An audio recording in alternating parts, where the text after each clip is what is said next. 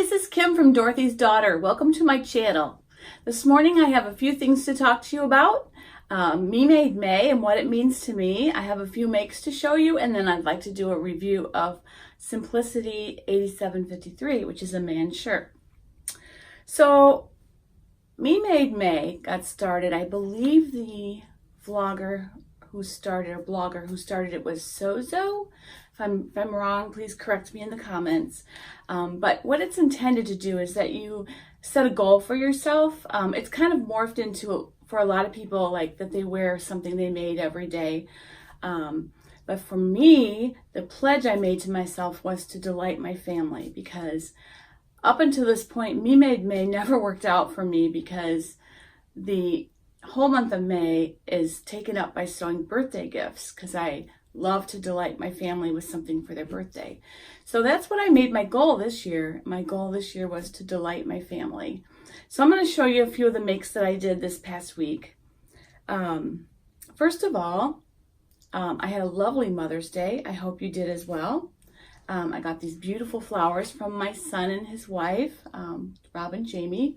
Love them very much. And my daughter bought me this really cool sign that you can change the sayings on. So I hope to hang that somewhere in here and get a bunch of sewing quotes and change them out every once in a while. So if you have a quote for me that would look nice on this, please put it in the comments below, because I love to surround myself with things like that. And this was a really lovely gift. So, what I sewed this week, actually, I did 7 things this past week, which is not really a record for me, because there's been some Christmas weeks when I've done more than that. But 7 things this week. I made my husband 2 dress shirts. The fabric I had gotten from Fabrictopia, the warehouse that I talked to you about in another video, and Zink's warehouse, which is in Indiana, another very nice place to go. I'm going to talk more about the shirts, but here's a picture of him in his new shirts. He loved them, save for one detail, and we'll talk about that in the review. I also made the Arendelle dress by Little Lizard King for my granddaughter Ada, who did turn 7 this past, well, actually, she turned 7 on Saturday. And this, it's a beautiful dress. She loved it. It fit well. I will say on that note, that pattern, the sizing runs big. So even though she wears an 8 and ready to wear, her measurements were for a 6 in that pattern. So heads up on that. You may need to size down a little bit on that. She loved it, and it did pass the twirl test. And that's the most important thing of a little girl's dress, is that it passes the twirl test. Then I made 4 dresses altogether. Only one was finished before May, so I won't show this one here. I made 4 dresses for my little granddaughter, Dottie. She turned 2 on Sunday. I made 2 geranium dresses. One I did as the one of them I sewed along with Jamie as she was learning to sew a geranium dress, so I could demonstrate to her. So that was one of them. That's the one that I didn't make this week, but was given to Dottie for her birthday. And then I made another one just out of fabric that I had handy. It's really nice for little girls' dresses when they're that small. It doesn't take very much fabric, and it's a great way to use up those pieces that you have left that they're not really yardage, but you can use them for something like that. So I loved the way that this particular dress turned out. I have a story about this fabric, the striped floral fabric. I think you probably saw that in my San Antonio video, that I had bought that there at a very good discount. I purchased enough for me to make a Cali shirt, and I was dead set that that was going to be my Cali shirt. Well, it's dangerous to post your fabric on Facebook sometimes, because my daughter saw it and said, oh, I hope that fabric's for me, and what are you going to make for me out of that? So she said, well, I really want a kimono, and so I kind of played dumb, like, I'm not going to do it, but of course I did use the fabric to make something for her, which you'll see in a moment. But I had a piece left because it didn't take as much yardage as my Cali shirt would have. So I had about a half a yard left, and I used it for the bottom of this dress for Dottie.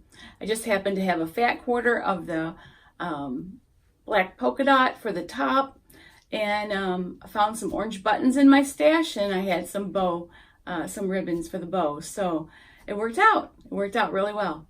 And then I had some fabric left from some laundry day tees and pajamas that I made myself, and I made those into 2 little Lizard King Bloomsburys for Dottie. So all in all, they enjoyed them very much. Natalie, my daughter, her birthday was on May 3rd, and I won't say how old she is because we would both feel old if I say how old she is.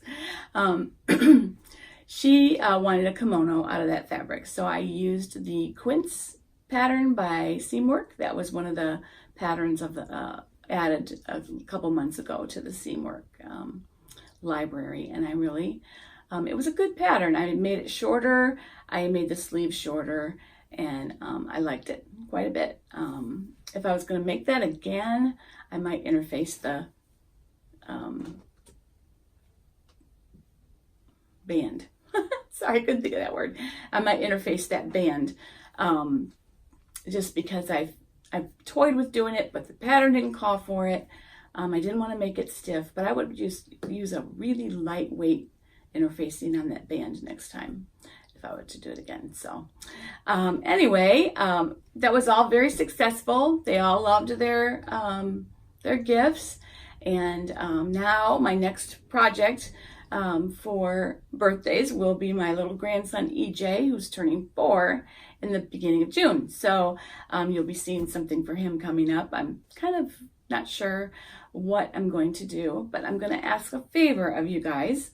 If any of you have seen Toy Story fabric online anywhere to purchase, would you please put it in the comments for me? Because he is crazy about Toy Story, and I'd love to, especially given the movie's going to come out right around his birthday. I'd love to make him something out of Toy Story fabric. So if you know where I can get some, please put it in the comments below. All right, now on to the review of 8753. Well, first of all, I could not really do a muslin because it was a surprise. So I had to just measure carefully. I measured his other shirts, one of his favorite shirts that I knew fit him really well, for the neck size and the chest size. I went by then the finished sizes on the envelope. I made 2 at once, so I had 2 sewing machines going at the same time, so that I could construct one part, then another, one part, then and that made it go a lot faster than to do one all the way through and then do the other one all the way through.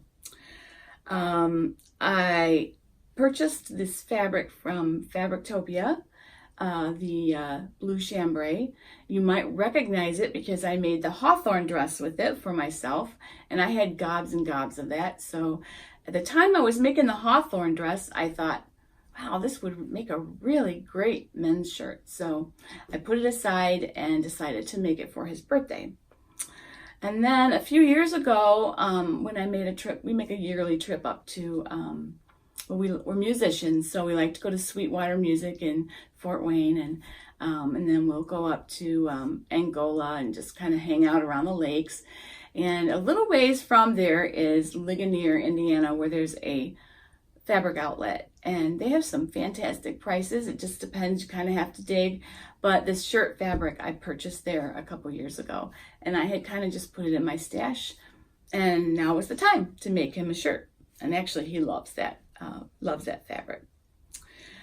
So it fit as expected. I didn't have any issues with the fit whatsoever. It had plenty of room, and no problems with the sleeves or anything. The neck was, I did an 18 because that's what his shirts measured, and that worked out really well. I especially wanted to get the neck size right. And the other thing that was really important to me was I wanted a crisp collar. So I used the Pellon shirt tailor interfacing, which is made for tailored shirts, and it was fabulous. I have not washed them yet, I'll be honest, but the collars are so nice and crisp. I did apply the interfacing to the outer collar, but I used my heat press, which it has a stronger bond than an iron can get. So I think it will be okay. I think that might be the trick to having nice crisp collars, is to apply the interfacing that way. I went by the finished measurements on the pattern envelope. Looking at the sizes kind of helps a little, but I knew that I wanted a couple inches of ease in the chest, at least a couple, maybe even a little more.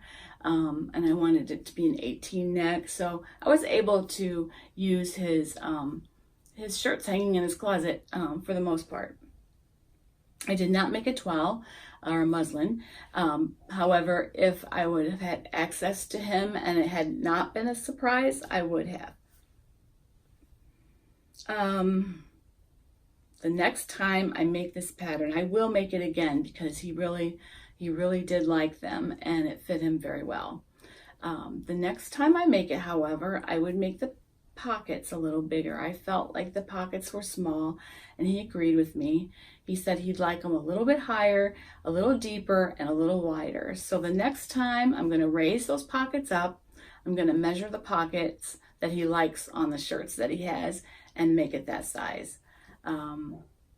He said it was doable. He was able to fit his glasses and his pen in there, but they just seem really small. So I would enlarge the pockets. The other thing I would do is maybe make it a tad longer, just a little bit. I was thinking of using this pattern for a Hawaiian shirt for him as well. And for that, I would lengthen it and straighten the hem. I might even go up a size because you kind of tend to want those to be a little baggier. So that's basically my review. So to recap, I would make this pattern again. I would highly suggest it. The instructions were pretty clear. The hardest part of that pattern is the collar stand and collar. And if you've never done it before, you might want to watch a tutorial or something. That's one of the tutorials I'll probably get to eventually here, but obviously I can't do everything all at once. But there are some out there that I know of. And I would lengthen it a tad, make the pockets larger. But otherwise, it's a great make, and I will definitely highly recommend that pattern.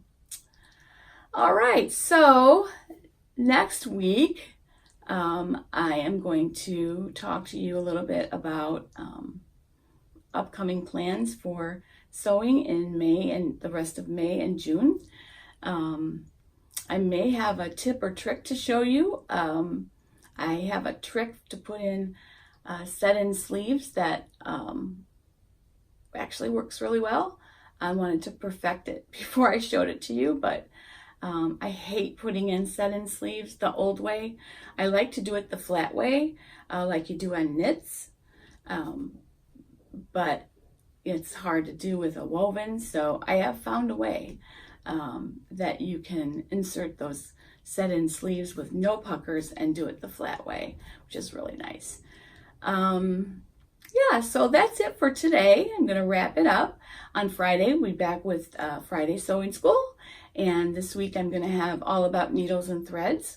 I will have a very handy handout for you and showing what needle to choose for which fabric and just the highlights of different types of thread. So hopefully that will be helpful to you. And I look forward to seeing you again. Thank you for subscribing to my channel. If you're not subscribed and you don't want to miss any videos, click the little subscribe button below, and that way you won't miss out on any tutorials or videos. Have a wonderful day, and belated, but if you're a mom, happy Mother's Day. And with that, I will let you get on with your day.